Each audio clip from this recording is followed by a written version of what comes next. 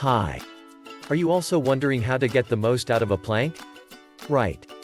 Planking is an excellent way of challenging your entire body because doing them every day will burn more calories than other traditional abdominal exercises, such as crunches or sit-ups. The muscles you strengthen by doing this exercise on a day-to-day basis will ensure that you burn more energy even when sedentary. First, make sure you're planking properly. Then get the most out of this full-body exercise with these easy modifications. Daily planks are a quick and easy way to stay fit at home. Though you mostly feel the burn in your abs, planks are an excellent full-body workout. They strengthen your shoulder, back and chest muscles, as well as the front of your thighs, according to Charlotte Shen, the owner of Max Fitness in Toronto and a registered kinesiologist. Here are 5 things to keep in mind when you're planking to get the most out of the pose. 1. Hold the plank for as long as possible. You should always push to exhaustion, says Shen. Meaning, you should plank until you cannot plank anymore. Like, you can't hold it for 1 more second. And forget about the clock, she suggests. That's the way to actually improve your core endurance. You'll find that the more you practice, the longer you'll be able to hold the pose. 2. Maintain good posture. The key to good plank posture is to keep your legs straight, back parallel to the ground, and spine neutral, says Rebecca Graham, the owner of No Borders Fitness in Midland, Ontario, and a master trainer at Pound Fitness. Imagine that you're trying to shorten the distance between your elbows and your toes by squeezing inwards in both directions, using all positional forces to keep the back flat. And most importantly, squeeze your butt. You can't squeeze your butt enough, says Graham.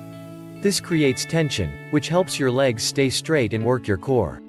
3. Move while you're planking. To increase the intensity of the plank, Graham says to add propulsion. Plank jacks, moving your feet in a jumping jack position while you hold the plank, mountain climbers, lifting alternating knees to your chest, as if climbing, or alternating between holding the plank position on your hands and dropping down to your elbows will all work your whole body more than a static plank. 4. Reverse your plank. Once you've mastered the standard plank, reverse it and try a back plank. Start on your back and lift yourself up with your fingers facing your feet. Don't forget to drop your shoulders and keep your body straight. This exercise works your muscles on the posterior side, like your mid-back, glutes, and hamstrings, Shen says.